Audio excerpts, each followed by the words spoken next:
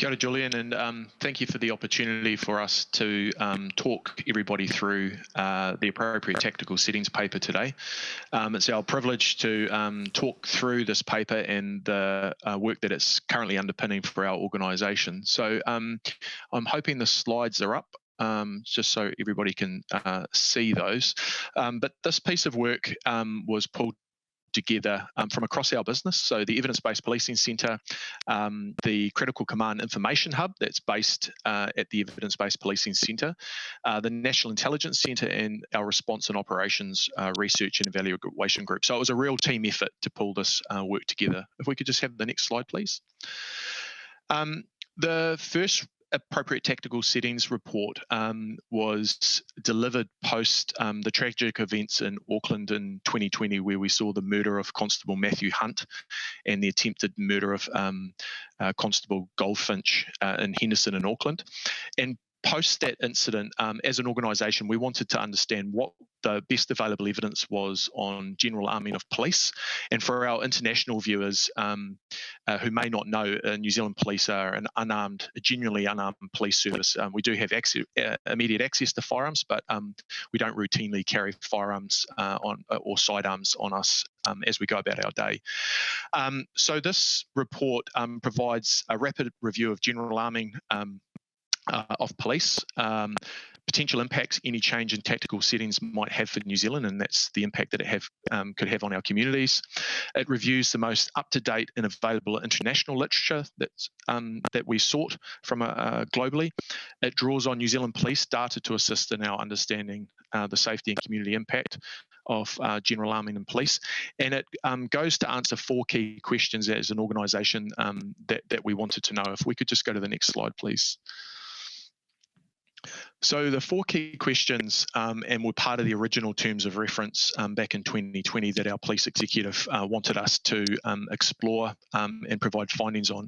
So the first question was, does the available evidence suggest that criminals tend to respond like for like in terms of police settings? And is there a risk of an arms race? And we sometimes we hear that in the media when the discussion around police being armed is discussed, especially in the New Zealand setting. So that was one of the first questions that we wanted answered.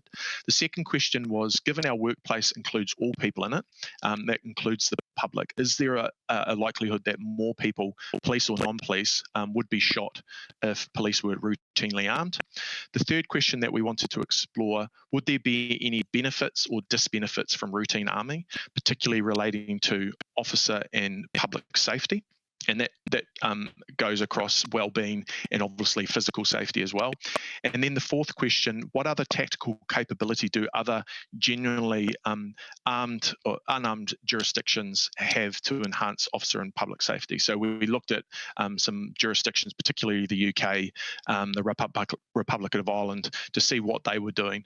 So I'm going to hand it over to Carrie Drake now, that's sort of going to talk through the methodology and will provide some of the findings that we got from those 4 questions. So I'll hand it over to you, Carrie. Thank you, Bruce, and thank you again for the privilege of being able to be here and help contribute to what's a really important conversation happening in New Zealand at the moment. Can I have the next slide, please? So I just want to say a few words about the approach to this. As Bruce said, contributions to this paper came from a wide scope across policing, and the diagram that you're looking at now just demonstrates how those component parts come together to help us understand how the collective effort positively impacts on crime and harm reduction. The groups together contributed a review of the national intelligence holdings, a review of the latest peer-reviewed literature, an in-depth analysis of police data holdings, and conducted structured analytical techniques to understand the gaps in our knowledge and understanding of the operating environment when it comes to armed policing.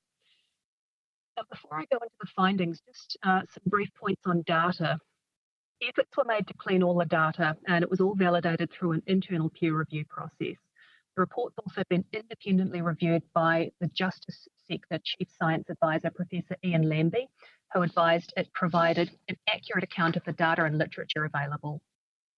We've not broken down data by police district, as this is a national level question for New Zealand's National Policing Service. We haven't divided data by ethnicity, or otherwise commented on the implications of routine arming for the Treaty of Waitangi principles. This is a significant project and falls outside the scope of the terms of this report to address. However, we do acknowledge that Māori are typically disproportionately negatively affected by some aspects of policing and law enforcement in general. And it's reasonable to anticipate that if no other positive steps are taken to change this, Māori may be disproportionately negatively affected if police were routinely armed. Finally, just a point regarding the literature reviewed. It's important to acknowledge a lack of published research on the impact of routine armament, which is difficult to research given the majority of the world's police are already routinely armed. So the conclusions that I'm going to talk about now should be considered with those points in mind. Could I have the next slide, please? So the first question, does the available evidence suggest that there will be a risk of an arms race if police were routinely armed? So in short, no, and I'll run you through why. So gangs and organised crime groups are likely becoming increasingly armed, but there's no evidence to show that decisions made in the gang and or organised crime environment to use firearms is influenced by any police tactical settings. Police intelligence holdings indicate that individuals within the organised crime environment are acquiring firearms as a form of protection, perceiving a heightened threat of violence by rival gangs or organised crime groups as opposed to protecting themselves from police. The emergence of new gangs driven by the Australian 501 deportee policy and their competition for turf and illicit drug market share since the deportee policy began has arguably increased inter-gang tensions, resulting in a corresponding increase in shooting events, especially in South Auckland. And that has increased the risk for everyone, public and police. However, in terms of background factors impacting on risk, there are other factors equally or more prevalent than being a deportee, and those include things like mental health problems and drug use, for example. Further, there's no evidence to suggest that a mutual escalation of firearms use by either gangs or the general public would occur if police were to routinely carry firearms. May I have the next slide, please? So the graphs that I'm showing you now are from our GunSafe database, which began in March 2019. So since then, and as at July 2021, there have been 21 verified events involving discharges by offenders at police, and that includes discharges at police officers, police dogs, police vehicles, and police premises. In the graph on the left, in 11 of those presentation events, or 44%, police staff weren't armed or not known to be armed. In one event, it's not clear from the data whether police were armed.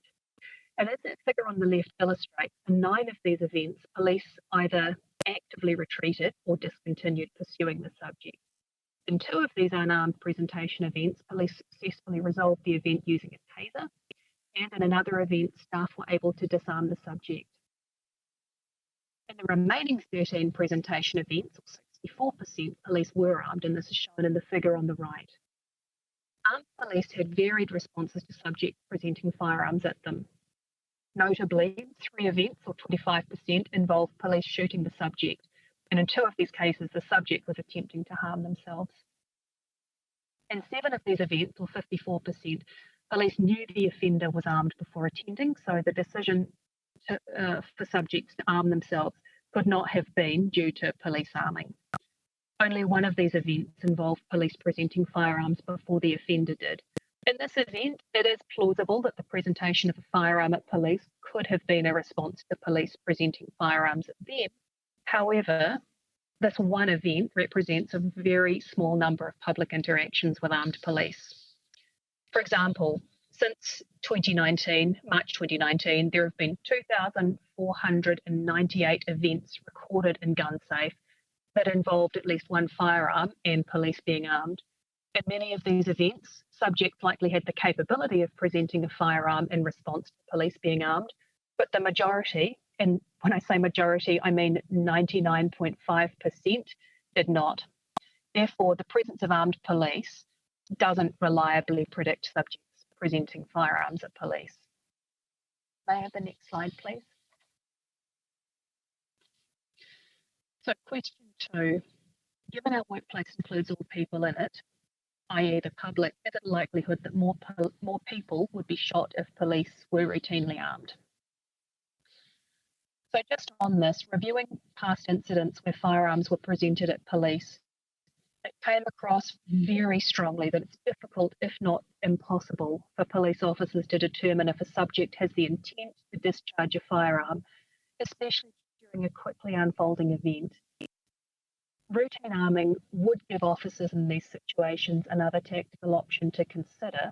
However, police can successfully de-escalate and resolve firearms incidents with less than lethal force in many cases, and it's expected this would continue under any routine arming.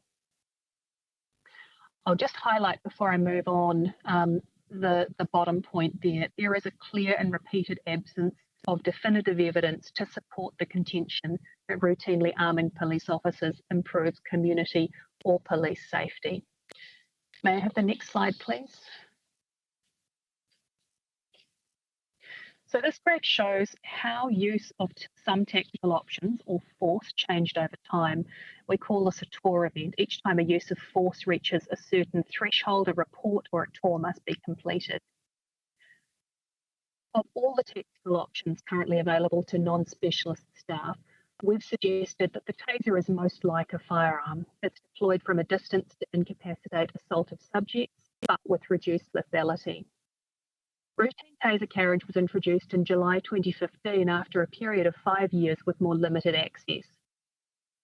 Examining how taser use has changed over this time may provide insight as to the likely progression of firearms deployment if arming became routine. This graph shows the percentage of TOR events where taser was deployed over time. There was a small increase in use following the introduction of routine carriage, but taser use has remained relatively stable since then. The graph also shows the percentage of TOR events where firearms were used before and after routine taser carriage. It appears that following a period of adjustment, firearms use dropped after routine taser carriage was brought in, and the rate of usage remained stable until 2020. However, initial data suggests that the rate of firearm use by police has increased substantially in 2021. And this data is based on TORs completed up to July 2021, and I'll discuss that more in the next slide. May I have that now, please? So what you're looking at now is a graph showing how PCAs have changed over time, and that's a perceived cumulative assessment of an incident that a police officer responds to. I said that in the previous slide that initial data suggested the rate of firearm use by police has increased in 2021. One explanation for the increased use of firearms for police is shown here, that police are encountering more behaviour that puts themselves or others at risk. As this graph illustrates, since January 2021, there has been a substantial departure from the long-term averages, with a larger proportion of TOR events reaching a perceived cumulative assessment of grievous bodily harm or death. It's not possible to determine from this data whether the increase is due to a change in subject behaviour and an increasingly risky operating environment, or whether the increase might also be partly due to changing staff perceptions of behaviour and increased sensitivity to risk. And we strongly recommend that further work's done to explore this.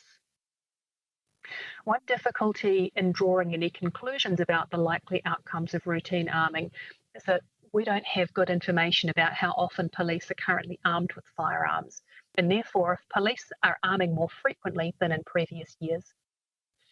As part of a survey to understand police officer perspectives on safety, staff reported how often they were armed with firearms. Now, there were limitations to the response rate to this that I outlined earlier, but I'll talk you through some of those findings in brief.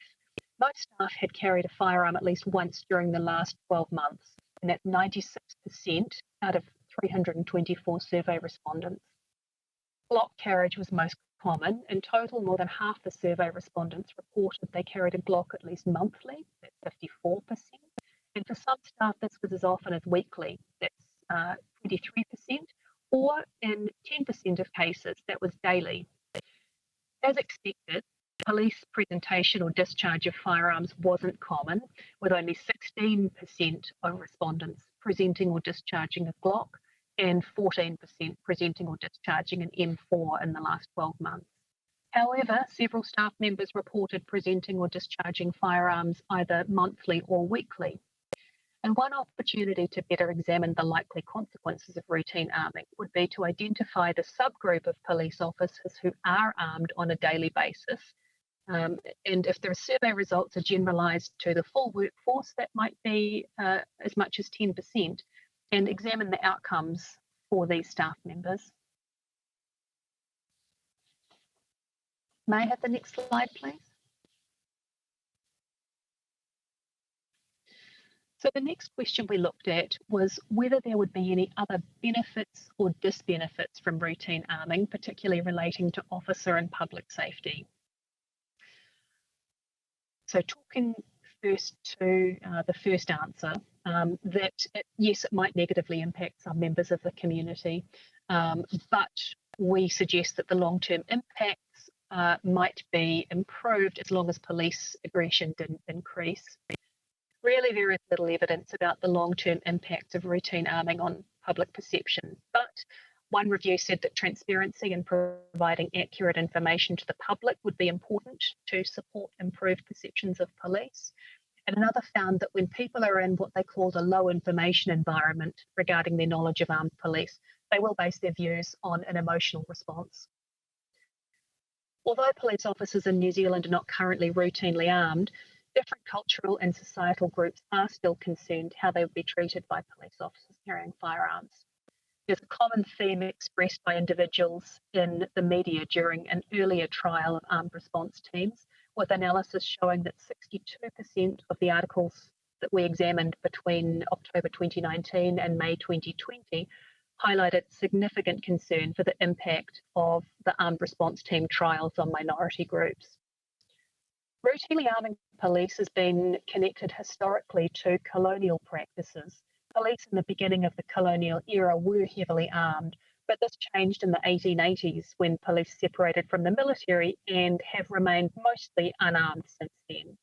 However, it really serves to illustrate that police must act with care to ensure the Treaty of Waitangi principles of partnership, protection and participation are reflected in decisions about routine arming.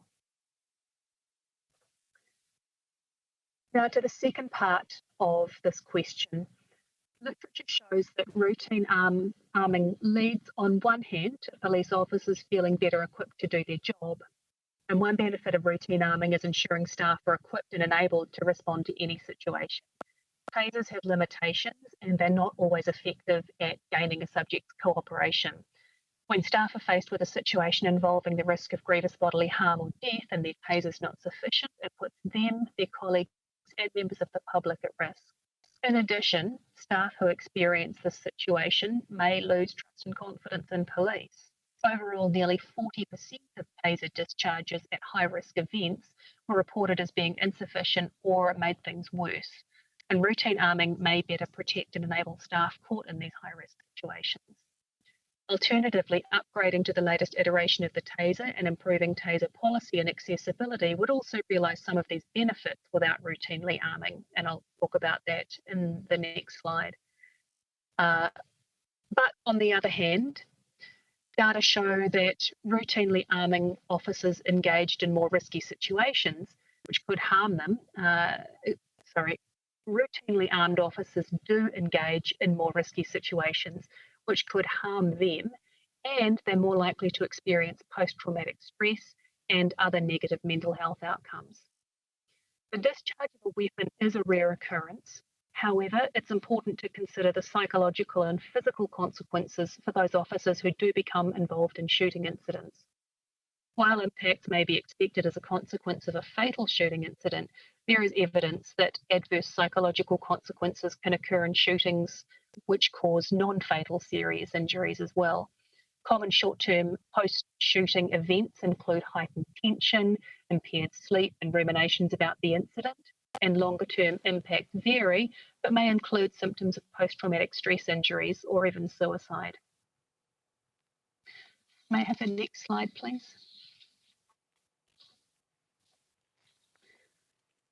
So question 4, the last question we looked at, what other tactical capability do generally unarmed international jurisdictions have to enhance officer and public safety? So I guess that the most important point to make about this is that there is no tactical equipment that can provide a panacea for keeping staff and the public safe. The benefits of each tactical tool are dependent on enabling staff through policy, training and equipment accessibility to use the equipment effectively, safely and in the appropriate circumstances. Even in the small number of routinely unarmed jurisdictions, specialist armed response units are increasingly normalised, and these are present in the UK and the Republic of Ireland. Norway is similar to New Zealand in that officers aren't routinely armed, but have access to firearms and a locked security box in their vehicles. It really is challenging to find appropriate jurisdictions to compare to New Zealand. The historical and cultural makeup of New Zealand is different to other countries, and so we can't simply directly transfer any of these models over to a New Zealand context. To the second part of this question, the TASER replacement policy project was established in 2021 as part of the Frontline Safety Improvement Program. The TASER replacement project is responsible for recommending and implementing an improved tactical option, in this case an energy system, which takes into consideration the current operational environment and ensures the right responders are in the right place at the right time using the right tactical option. In addition to adopting the latest technology, TASER tactical capability may also be improved through other steps like updating policy to allow TASERs to be used at lower levels of perceived cumulative assessment. Of all these tactical options, TASERs have the lowest rate of subject injury and by far the lowest rate of complaints received. May I have the next slide, please? So the last point I'll make is to run you through a gap analysis that we undertook. We identified 3 key opportunities for understanding of the environment in relation to armed police. So these first 2 points here are really closely connected. Staff are reporting feeling unsafe, with surveys and anecdotal information highlighting the amount of firearms presentations and discharges on the rise. And there's a significant information gap between information presented by groups such as the Police Association and data collected internally by police on the volumes of firearms encountered by our people on the front line. At present, we don't understand the detail of this gap, and there is a clear opportunity to work with the Police Association to understand how to narrow the differences in our respective understandings, including possible barriers to reporting. The purpose of this would be to develop a joint understanding that will better enable safety and support for police officers. You'll recall I mentioned earlier, we don't know whether the operating environment has become less safe or officers have a heightened sensitivity to risk, or both. All may be equally true, and this is what we want to explore. Finally, the communication between attending units and emergency communication centres is fundamental for staff safety, public safety, good decision making and evaluating incident management. As a safety measure, attending units inform the emergency comms centre when arming up or attending an incident where they believe firearms are necessary. Consequently, when fatalities result, the end-to-end process comes under scrutiny, as highlighted by the Independent Police Conduct Authority's findings on 2 occasions where the breakdown in communications, command and control was identified as an area for improvement. We found there may still be operational gaps to close in ensuring communication centres and attending units act in a seamless, united manner during critical incidents. May I have the next slide, please? Thank you very much for the time and again the opportunity to contribute to this. The paper provides a dispassionate, evidence-based contribution to the active conversation about the safety and community impacts of the general arming of police.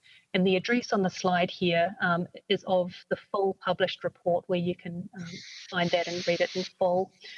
And finally, I just want to acknowledge the tension in the work of our frontline officers who are constantly working to provide the best possible service for New Zealanders, and doing this in situations where, as our Commissioner has put it, people are having the worst times of their lives. Thank you.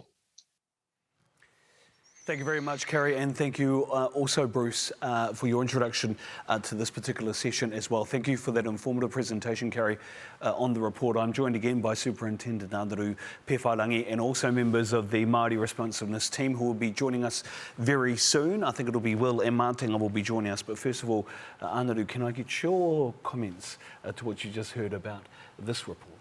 Yeah, thanks, Julian. Tēnā koe, Bruce. Tēnā koe, Carrie. Tēnā kōrua.